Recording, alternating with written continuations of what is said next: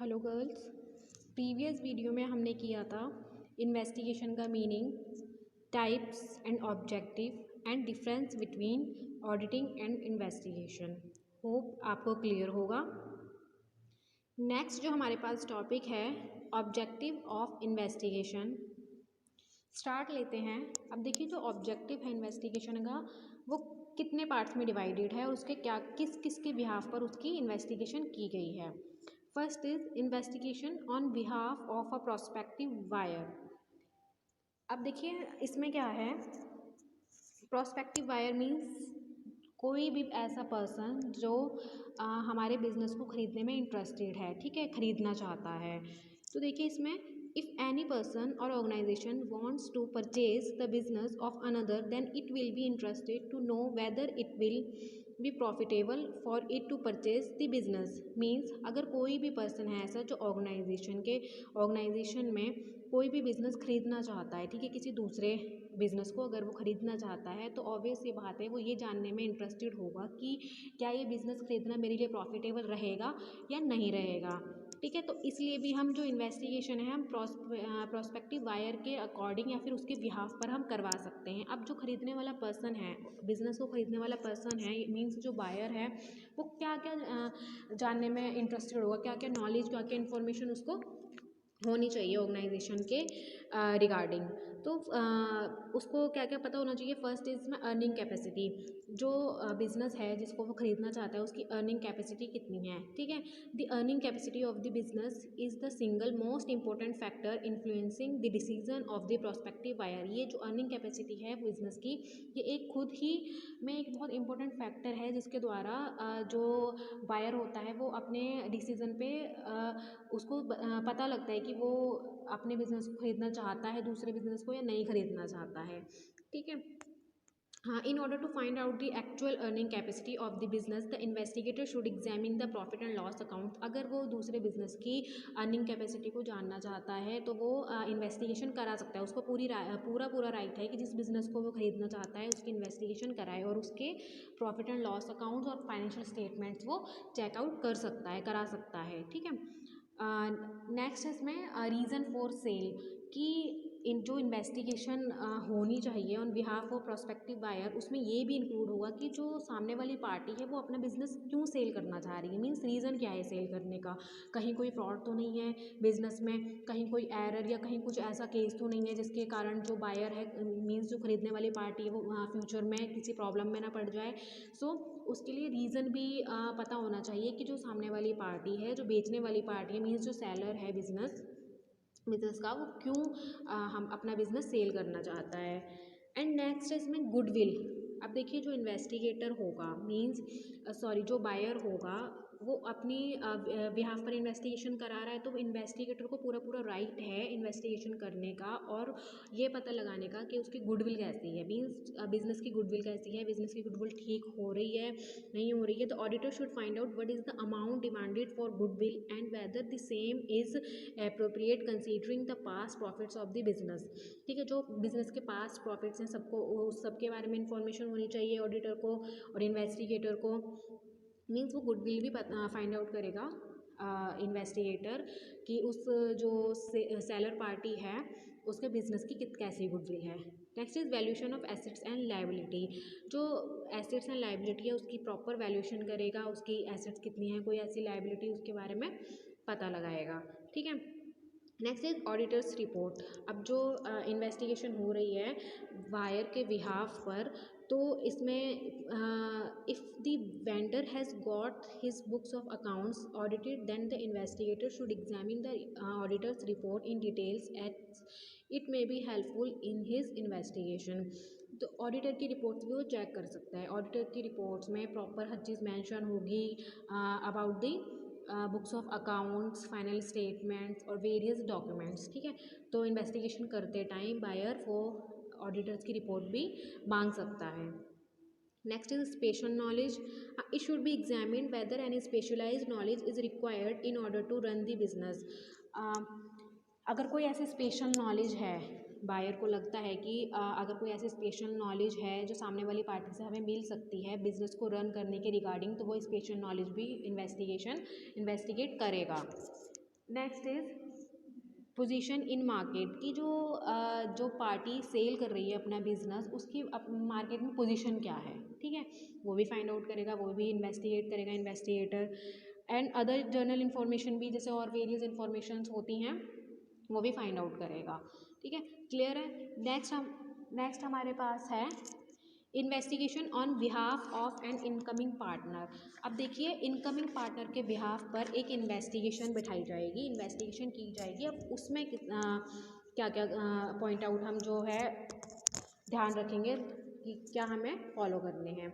अब incoming partner means जो कोई ऐसा पार्टनर, कोई ऐसा पर्सन जो अभी फर्म में या कंपनी में न्यूली एंटर करेगा, ठीक है, तो उसको क्या क्या राइट होने चाहिए, क्या क्या चीज़ें वो देखेगा, जानना चाहेगा बिजनेस के बारे में।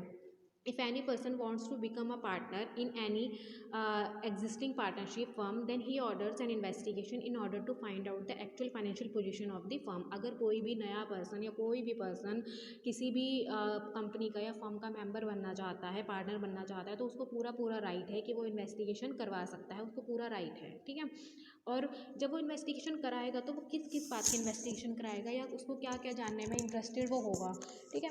फर्स्ट ऑफ ऑल वो क्या करेगा, the investigator should find out in which of the following circumstances is the person being offered the partnership. पहले तो सबसे पहले तो ये पता लगाएगा इन्वेस्टिगेटर कि वो किन केसेस में एक जो है पार्टनर बनना चाहता है कंपनी का, ठीक है। On the death of a partner, या तो किसी पार्टनर की डेथ हो गई है तब वो दूसरा पार्टनर मतलब न्यू पार्टनर अपॉइंट कर रहे हैं या आ रहा है। On the retirement of a partner, या कोई पार्टनर रिटायर हो गया है तब कोई पार्टनर एंटर कर रहा है कंपनी में in the form of additional partner और फॉर फ्यूचर नीड्स, या फिर फ्यूचर नीड्स के लिए कोई एडिशनल पार्टनर हम रखना चाहते हैं, ठीक है। अब देखिए क्या क्या इन्वेस्टिगेट किया जाएगा। If the new partner is being offered partnership on the death of or retirement of an existing partner, then the investigator should examine whether the business will suffer any loss due to the living of the all partners। means अगर कोई new partner partnership के लिए offer किया जाता है तब और किया जाता है जब किसी पार्टनर की डेथ हो गई है या कोई पार्टनर रिटायर हो गया है, तो वो जो न्यू पार्टनर होगा उसको पूरा राइट है कि वो ये चीज़ इन्वेस्टिगेट कर रहा है कि जो उनका बिजनेस है वो किसी तरह के लॉस में तो नहीं चल रहा, ठीक है, उसको पूरा राइट है। Next is the investigator should study the financial position of the business of the partnership firm in details. जो इन्वेस्टिगेटर होगा उसको पूरा राइट है कि जो फाइनेंशियल पोजीशन है बिजनेस की वो पार्टनरशिप फर्म में वो उसकी अच्छे से डील करे, पूरी fair and view financial position की फेयर एंड ट्रू पिक्चर हमें बताए, ठीक है। किसको बताए, जो न्यू इनकमिंग पार्टनर है उसको बताए, क्योंकि उसी के बिहाफ पर हम इन्वेस्टिगेशन करा रहे हैं। नेक्स्ट इज जो उसकी है उसके बारे में हमें बताया कि उसकी एक्चुअल वैल्यू क्या है, ठीक है, मार्केट के अंदर या कंपनी के अंदर, तो उसके बारे में भी हमें पूरी इन्वेस्टिगेशन करानी चाहिए। Next is the investigator should also find out to what use the additional capital brought in by the new partner shall be put. If the capital is used as additional working capital or for expansion of the business, then it would enhance the earning capacity of the business। देखिए जो investigator होगा वो ये भी find out करेगा कि जो नया इनकमिंग पार्टनर है, जो नया पार्टनर आने वाला है, वो कोई एडिशनल कैपिटल तो नहीं अपने साथ ला रहा, और अगर एडिशनल कैपिटल ला रहा है वो तो वो वर्किंग कैपिटल है या मतलब कैसी कैपिटल है, वर्किंग कैपिटल और एक्सपेंशन के लिए है, ठीक है। तो इससे क्या हो रहा है, उसकी जो अर्निंग कैपेसिटी वो इन्हांस हो रही है या नहीं हो रही है, ठीक है। ये भी इन्वेस्टिगेटर जो है फाइंड आउट करेगा, इन्वेस्टिगेशन करेगा इस चीज़ की भी। नेक्स्ट है the investigator should analyse the sales expenses, gross profit, net profit etc. of past years in order to find out the trends of the business। जो इन्वेस्टिगेटर होगा वो जितने भी बिजनेस में सेल्स हैं, एक्सपेंसेस हैं, ग्रॉस प्रॉफिट्स हैं, net profits हैं, वो सबको फाइंड आउट करेगा पास्ट ईयर के बेसिस पर, और जो न्यू ट्रेंड आ रहा है बिजनेस का उसके अकॉर्डिंग उसको कंपेयर करेगा, ठीक है। तो ये जो कुछ इन्वेस्टिगेशन थी ये किसके बिहाफ पर करी जाती है, इनकमिंग पार्टनर के बिहाफ पर, मीन्स जो पार्टनर आने वाला है अभी बिजनेस में। नेक्स्ट है हमारे पास investigation on behalf of investor. अब देखिए इन्वेस्टर कौन होते हैं, जो कंपनी में इन्वेस्ट करते हैं। अब कंपनी में अगर कोई भी इन्वेस्टर्स इन्वेस्ट करेंगे तो उनको पूरा राइट है इन्वेस्टिगेशन कराने का, क्योंकि ऑब्वियस सी बात है अगर हम भी किसी भी कंपनी में इन्वेस्टमेंट करेंगे, अपना पैसा लगाएंगे, फंड लगाएंगे, तो हम भी पहले ये जानना चाहेंगे कि जिस कंपनी में, जिस बिज़नेस में हम अपना पैसा लगा रहे हैं वो कहीं हमारा फ्यूचर में डूब तो नहीं जाएगा, कहीं वो जो बिज़नेस है वो किसी तरह के लॉस से तो नहीं सफ़र हो रहा, या फिर जो उसकी वर्किंग कंडीशंस हैं वो अच्छी हैं या नहीं है। ठीक है, तो उसी तरह से जो इन्वेस्टर है जो कंपनी में इन्वेस्ट करना चाहता है, उसके बिहाफ पर भी एक इन्वेस्टिगेशन बिठाई जाती है, एक इन्वेस्टिगेशन होती है। तो चलिए स्टार्ट लेते हैं। Investigation on behalf of investor, कि इन्वेस्टर के बिहाफ पर क्या क्या चीज़ें हैं जिनका हमें ध्यान रखना पड़ता है और जिन जिन बातों की इन्वेस्टिगेशन होती है। First is the investigator should first of all familiar himself with the nature of business and should check out the future prospects of the business। सबसे पहले जो भी इन्वेस्टर है उसको क्या करना पड़ेगा, जो इन्वेस्टिगेटर है जिसके बिहाफ पर मतलब जैसे इन्वेस्टर के बिहाफ पर ये इन्वेस्टिगेशन हो रही है, तो इन्वेस्टिगेटर को क्या होना चाहिए, सबसे पहले तो नेचर के बारे में पता होना चाहिए बिजनेस के। ठीक है, बिजनेस के नेचर से वो फैमिलियर होना चाहिए और उसको जो फ्यूचर का प्रॉस्पेक्ट्स होगा बिजनेस का वो भी उसको चेकआउट करना पड़ेगा, उससे भी वो ही should also check whether the investment will prove worthwhile और नॉट। उसको ये भी चेक करना चाहिए जो भी मैं इन्वेस्टमेंट करूँगा आगे वो वर्थवाइल होगी भी या नहीं। ठीक है, ट्रस्टवर्दी होगी भी या नहीं। Okay, next is the earning capacity and the financial condition of the company should be find out. जो भी अर्निंग कैपेसिटी, अब देखिए हर एक जो पॉइंट्स में ना जो कुछ पॉइंट्स ना रिपीट हो रहे हैं। ठीक है, अब जैसे investigation on behalf of incoming partner में भी ये अर्निंग कैपेसिटी वाला जो पॉइंट है वो रिपीट हुआ, और प्रोस्पेक्टिव बायर वाले में भी रिपीट हुआ। मीन्स ऑब्वियस सी बात है वो जो कुछ चीज़ें हैं वो तो सेम ही रहेंगी ना, बिजनेस की अर्निंग कैपेसिटी, कुछ गुडविल, एसेट्स एंड लायबिलिटी, ये चीज़ें तो चेक की ही जाएंगी। तो ये चीज़ कुछ कॉमन पॉइंट्स हैं जो आपके लिए हेल्पफुल, मतलब आपको ईजी रहेगा एग्जाम के पॉइंट ऑफ व्यू से, आपके लिए ये चीज़ ध्यान रखनी बहुत ईजी रहेगी, तो बच्चे इसको ध्यान से कीजिएगा। नेक्स्ट है हमारे पास the creditors bad and doubtful debts and the provisions made relating to the same should be examined। Means जो क्रेडिटर के लिए या फिर कोई बैड डेब्ट्स हैं उनके लिए कोई प्रोविजंस कंपनी ने, बिजनेस ने बनाया हुआ है या नहीं। जिस कंपनी में, जिस बिज़नेस में हम पैसा लगाने वाले हैं, इन्वेस्ट करने वाले हैं, उस बिज़नेस के लिए, उस बिज़नेस में कोई ऐसा प्रोविजंस है, बैड डेब्ट्स, डाउटफुल डेब्ट्स, इन सबको रिकवर करने के लिए है या नहीं, ये भी हम इन्वेस्टिगेट करेंगे। इन्वेस्टिगेटर इस चीज़ की भी इन्वेस्टिगेशन करेगा। नेक्स्ट हमारे पास है the quantity and valuation of raw material, work in progress and finish good should also be examined. जो वैल्यूशन, रॉ मटेरियल के वैल्यूशन है, उसकी जो क्वालिटी है, फिनिश गुड्स हैं, वर्क इन प्रोग्रेस है, इसके ये भी चीज़ें एग्जामिन की जाएंगी इन्वेस्टिगेशन के टाइम पर इन्वेस्टिगेटर के द्वारा। ओके, और क्या क्या बातों का ध्यान रखना पड़ेगा, the investments of the organisation should be examined by the preparing a list of investment. जो इन्वेस्टिगेटर होगा वो इन्वेस्टमेंट किन किन चीज़ों में इन्वेस्टमेंट हो रही है ये चीज़ भी इन्वेस्टिगेशन करेगा, कि पहले बिजनेस में किन किन चीज़ों में इन्वेस्टमेंट हुई है, मींस फंड्स कहाँ कहाँ एलोकेट हो रहे हैं, और अब जो फ्यूचर में कहाँ कहाँ एलोकेट होने के चांसेस हैं, पॉसिबिलिटीज़ हैं, वो भी चेकआउट करेगा। ठीक है, अब information should also be acquired about the goodwill, qualifications and character of the manager who are responsible for running the organization। जो इन्फॉर्मेशन है किसके, अब हमारे पास किस किस के रिगार्डिंग भी इन्फॉर्मेशन होनी चाहिए, जो गुडविल है बिजनेस की, जैसे हमने पीछे पॉइंट्स में बात करी है, गुडविल के रिगार्डिंग जो qualifications and character of the manager, जो मैनेजर की क्वालिफिकेशंस हैं और उसके कैरेक्टर है, मैनेजमेंट करने का तरीका है। ठीक है, और मीन्स मैनेजमेंट करने का तरीका मीन्स कि बिजनेस का जो इंटरनल कंट्रोल सिस्टम है वो कैसे मैनेज किया जा रहा है, इफेक्टिव है या नहीं, ये सब क्या होगा, who are responsible for running the organisation. और बिजनेस ऑर्गेनाइजेशन को रन करने के पीछे कौन रिस्पॉन्सिबल है, अच्छे से मेंटेन हो रहा है सब कुछ या नहीं, ये सब भी इन्वेस्टिगेटर क्या करेगा, इन्वेस्टिगेशन करेगा। ठीक है, इस चीज़ की भी इन्वेस्टिगेशन की जाएगी on the behalf of the investor. Okay, और कहाँ से कंपनी जो है फंड रेज कर रही है, लोन अगर कोई ले रही है तो कहाँ से ले रही है। ठीक है, अमाउंट क्या क्या है, और लोन का टाइप क्या है, मीन्स कितने टाइम पीरियड के लिए लोन लिया हुआ है, ये सब भी इन्वेस्टिगेटर इन्वेस्टिगेशन करेगा इस चीज़ की भी।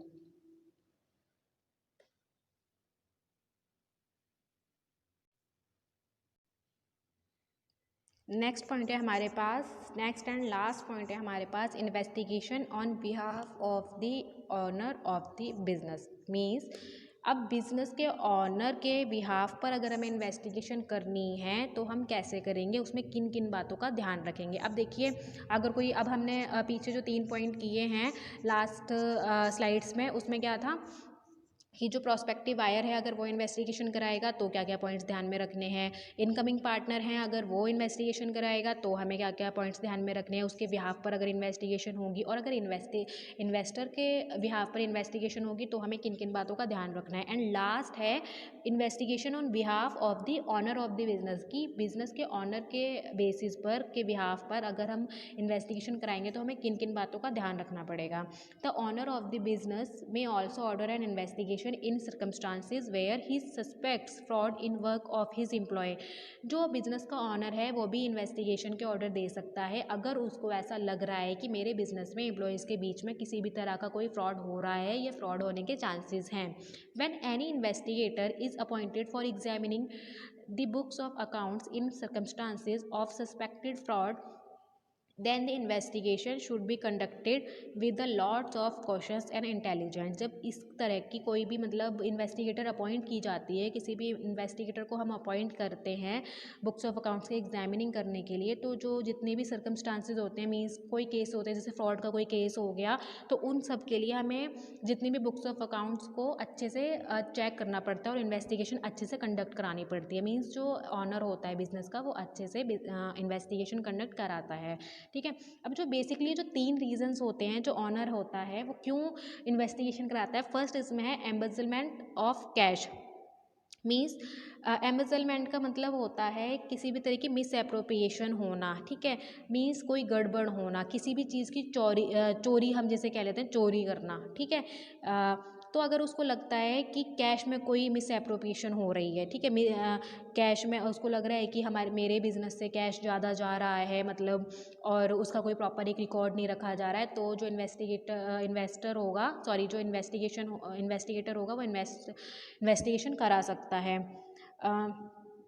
फर्स्ट है इसमें the investigator should fully vouch and verify the cash in the following manner, कि जो इन्वेस्टिगेटर होगा वो कैश को प्रॉपरली वेरीफाई करेगा, वाउच करेगा। वाउच का मतलब क्या होता है, वाउच जो हमारा वर्ड है वो वाउचर से बना है, ठीक है, वाउचिंग से बना है। और वाउचिंग का मतलब होता है हर एक ट्रांजैक्शन का एक प्रॉपर रिकॉर्ड करना। मीन्स बिजनेस ऑर्गेनाइजेशन में जितनी भी डे बाय डे ट्रांजैक्शंस होंगी उसको एक प्रॉपर वाउचिंग देना। वाउचिंग मीन्स उसको एक जगह पर रिकॉर्ड करना, दैट इज़ कॉल्ड वाउचिंग।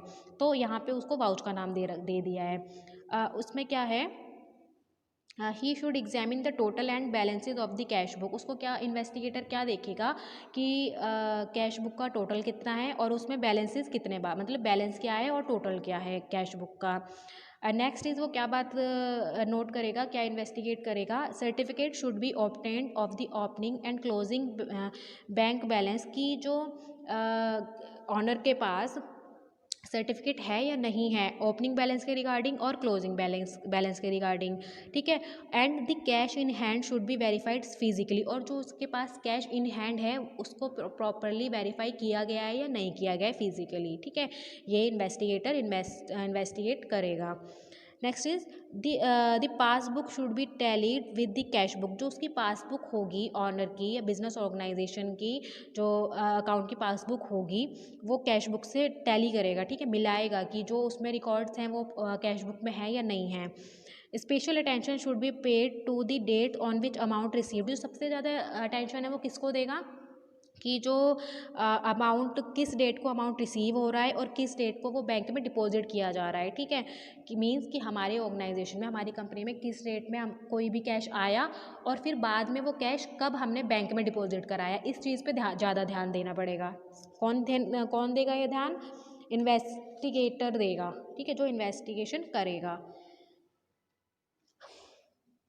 और क्या क्या बातें नोटिस करेगा, क्या क्या चीज़ें ध्यान में रखना पड़ेगा। In relation to payments made all voucher should be examined. वो ये देखेगा कि जितनी भी पेमेंट्स के रिगार्डिंग वाउचर्स है वो अच्छे से बनाई गई हैं या नहीं बनाई गई हैं, उस चीज़ को वो एग्जामिन करेगा। ठीक है, मीन्स एक तरह से एम्बेजलमेंट का मतलब मैंने बताया आपको, मिस एप्रोप्रिएशन मीन्स कि जो भी कैश से रिलेटेड मिस एप्रोप्रिएशन हो सकती हैं या उसको लगता है, मतलब कैश से रिलेटेड जितनी भी जानकारी है वो इन्वेस्टिगेटर लेगा। ठीक है, इन्वेस्टिगेट चीज़ के बारे में करेगा। अब नेक्स्ट है इसमें embezzlement of goods means miss appropriation of goods means, अब देखिए अगर कैश की चोरी हो सकती है बिजनेस ऑर्गेनाइजेशन के अंदर, तो इसी तरह से गुड्स की भी हो सकती है, हेरा फेरी हो सकती है, ठीक है।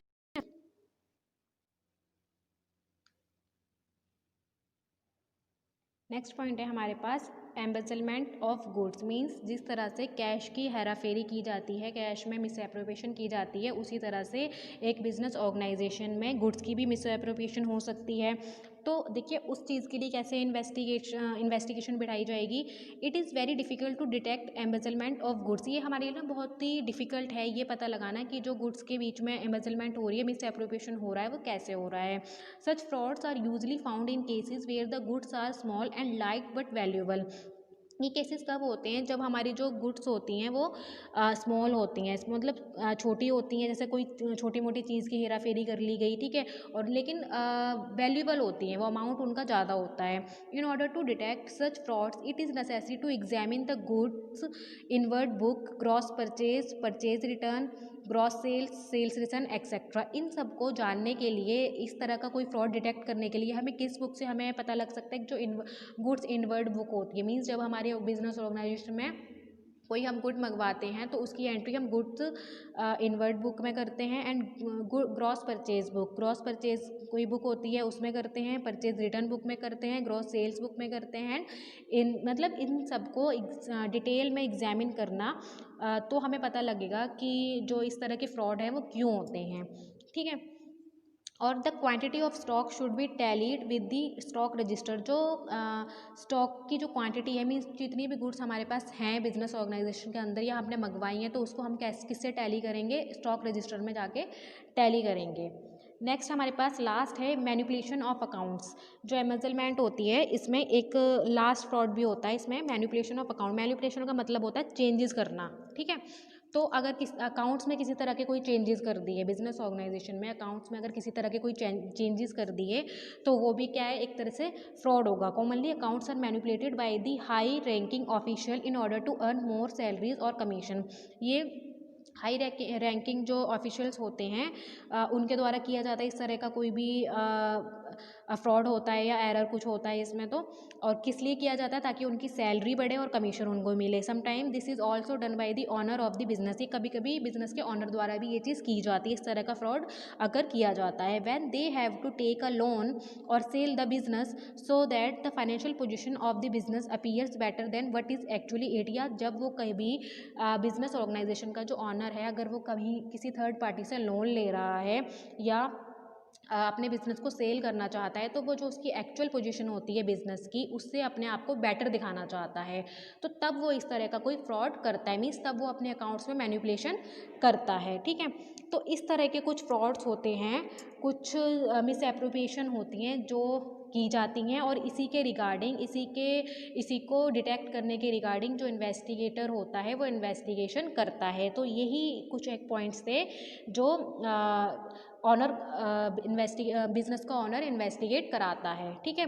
सो ये हमारे ऑब्जेक्टिव थे इन्वेस्टिगेशन के। Thank you for watching.